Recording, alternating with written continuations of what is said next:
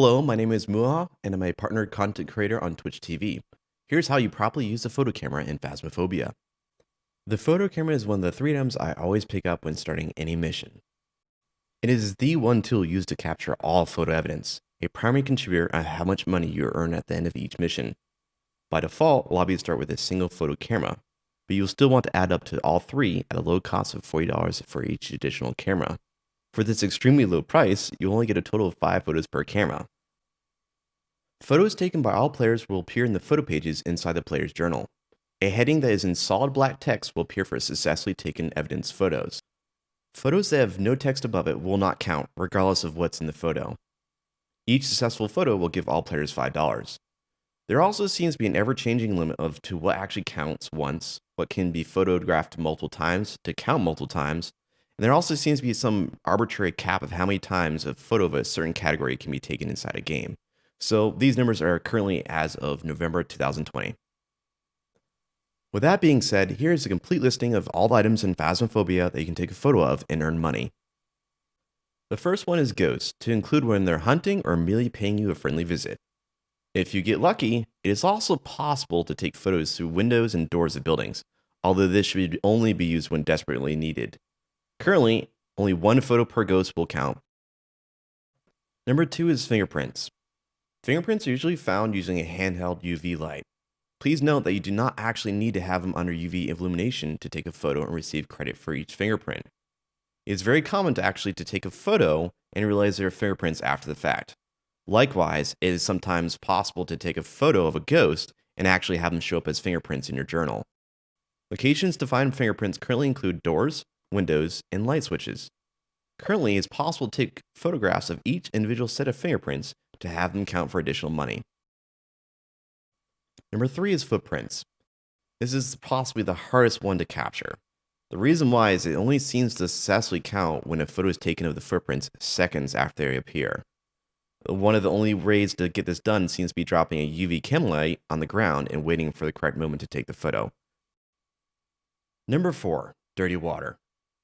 This is one of the hardest items to take a photo of, because the ghost usually has to be in a room such as a bathroom or kitchen where there is a sink in order for the ghost to actually produce dirty water. And then the ghost actually has to want to produce dirty water. Not all ghosts will actually mess with the sink. Turning on the water does not actually help with producing dirty water either, and it distracts your teammates thinking that dirty water actually got produced, so please do not try to turn on the sink. Currently, each sink itself counts as a dirty water photo. So if you happen to be on the asylum in a high school where there's multiple sinks full of dirty water, please take a photo of each one and they'll count up to the cap. Number 5, the Ouija board. The Ouija board might not be that hard to find, but is very hard to take a photo of successfully. Currently, if you find a Ouija board, you can take a photo of it, but it probably won't count. I usually solve this by actually picking up the Ouija board, turning it on by using the default F key, and waiting for the ghost to actually respond to a successful Ouija board command, such as, "How old are you?" or "Where are you?" Sometimes you can take a photo right after it moves to the first digit and stops, and it will successfully count. If it doesn't, don't worry about it. It's very hard to do. I would not waste your photos on it further. Number 6, dead bodies. In professional games, a successful photo will count as dead body evidence. Photos of bodies will give the deceased player money for lost equipment, also known as an insurance payout. Currently, it pays out 50% of everything lost for amateur matches and 25% for intermediate. Number 7, the bone. On every single map, there is a bone. It is sometimes hard to spot, but when you take a photo of it, it'll count for bone evidence. Make sure you also pick it up as well, because that counts for additional money. Number 8, ghostwriting. Once you have ghostwriting in a book, simply take a photo of each book that has been written in. Please note that each book does count, so if you can get both books autographed, you get extra money. Number 9, voodoo dolls. These creepy little voodoo dolls can only be found on farmhouse maps. Similar to ghostwriting books, each doll found can be independently photoed for bonus money. If your doll does not register in your photo evidence book, you should move it by picking it up and dropping it back in the ground again. Number 10, ghost interaction. This is a very broad catch-all category that includes many different variances.